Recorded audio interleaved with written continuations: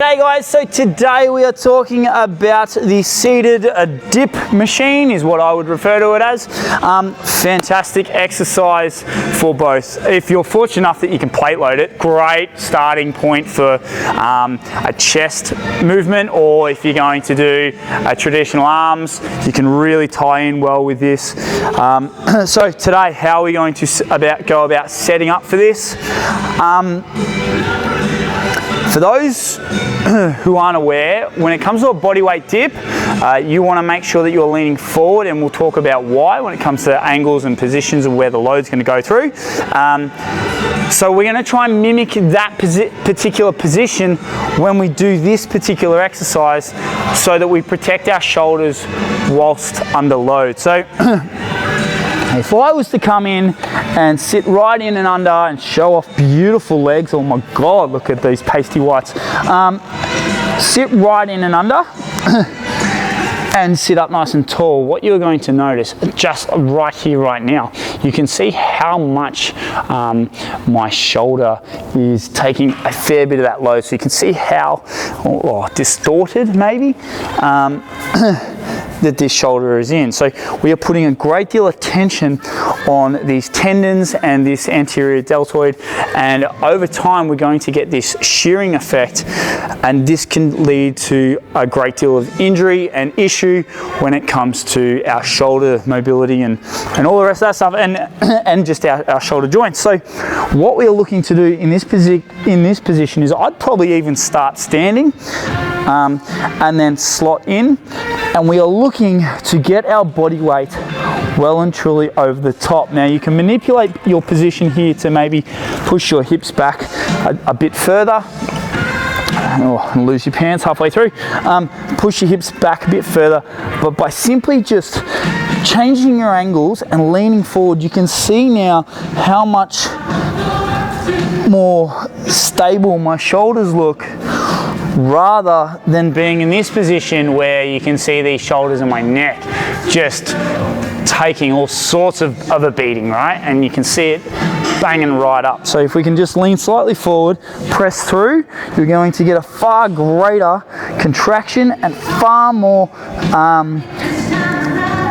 gains and far more much more shoulder health over the journey than you are when it comes to by just being up and crammed up and looking really horrible. So although you might feel it a great deal more through your triceps, it's not worth risking your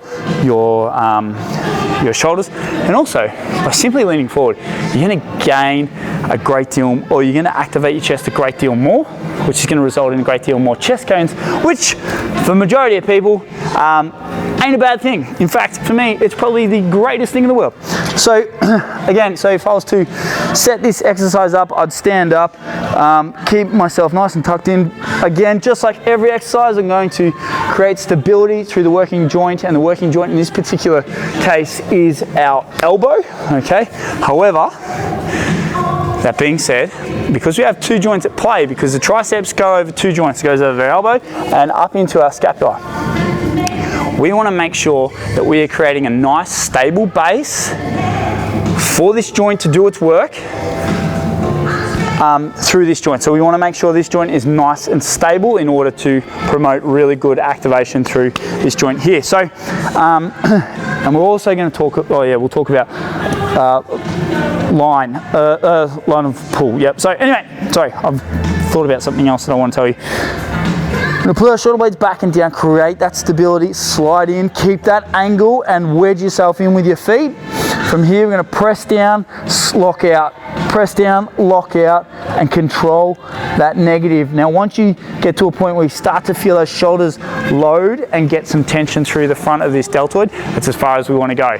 Okay, so again, it's a bad example, but shoulder blades back and down, tension, press, down, press. Now you can see that my elbows are traveling right by my side. Now the reason for this is because we want to keep a nice straight line. We call it a line of pull, but in this particular instance, we're pushing. So let's talk about what I'm referring to here. A lot of people, when they are doing, say, overhead extensions and things like that, you see them and they lose their elbows. So where we want this straight line of pull and we want our wrist, elbow, and shoulder joint all aligned, you see them flail their elbows out. Now, what happens is that we tend to start to overload one. Oh, this is getting really nitty gritty, but we can overload the inside or the outside of the elbow, causing it to create injuries such as golfer's elbow or tennis elbow, and which will then lead to discomfort with not only this tricep exercise, but potentially push downs or a close grip bench. So what we are aiming to do is to create a nice straight line of push or pull by keeping our wrist, elbow joint and shoulder joint all in a line, which is why I am tucking my elbows in nice and tight and pressing straight past my body. Just like so. Okay. And that there, team, is how you want to go about doing your dips when it comes to or our machine dips, and also all types of, or all our dips, whether that be body weight dips or machine dips. Okay, team, hope you enjoyed that.